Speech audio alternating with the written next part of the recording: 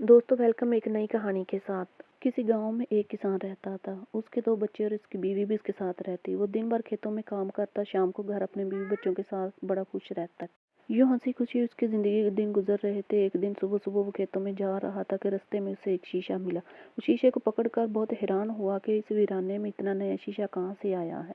खैर वो शीशा लेकर आगे चला और वो शीशा रखकर अपने काम में मसरूफ हो गया। काम करते करते वो इतना थक जाता है कि उसे होश ही नहीं रहती कि वो शीशा के साथ लेकर अपने काम से थक कर वो एक दरख्त के साए में लेट जाता है। लेटे लेटे उसे नींद आ जाती है और वो महसूस करता है कि उसके पास कोई बैठा हुआ है।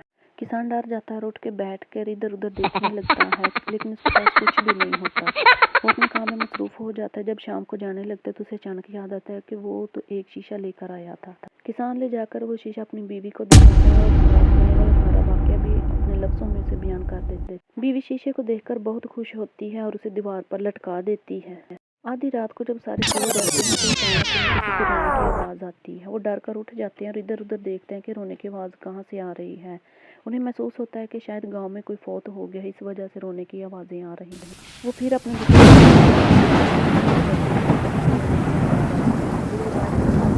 दीवार से रोने की आवाज़ आ रही होती है। किसान उठकर शीशे के पास जाता है और देखता है कि उसके अंदर एक खूबसूरत परी रो रही है। वो पहले तो देखकर हैरान होता है, लेकिन बाद में उसे पूछता है तुम कौन हो। परी उसे बताती है कि मैं पाकिस्तान की शहजादी हूँ, मुझे एक भूत ने इस शीशे में कैद कर दिया है।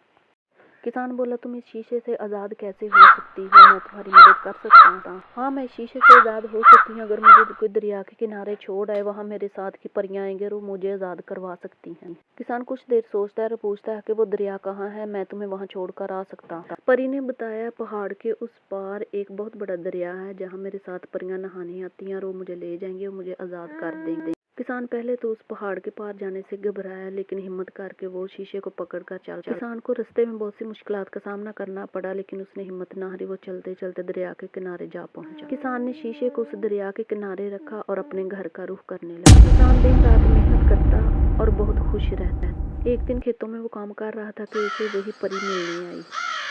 परी ने आकर पूछा, ऐ नेक किसान क्या मांगता है मुझसे, मांग, मैं जो मांगोगे मैं तुम्हें दूंगी। किसान कहता है मुझे कुछ नहीं चाहिए, मैं बस भला करना जानता हूँ और वो मैंने तुम्हारे साथ कर दिया, बहुत शुक्रिया, मैं कुछ नहीं चाहता। ये सुनकर परी को बहुत खुशी होती है और वो अपने दोस्तों के साथ वापस चली जाती है और किसान अपने खेतों में काम करने लगता है। जब फसल काटने का वक्त आता है तो उसके खेतों में 3 गुना ज्यादा फसल निकलती है। इतनी ढेरों फसल देखकर उसकी बीवी और बच्चे बहुत खुश होते हैं।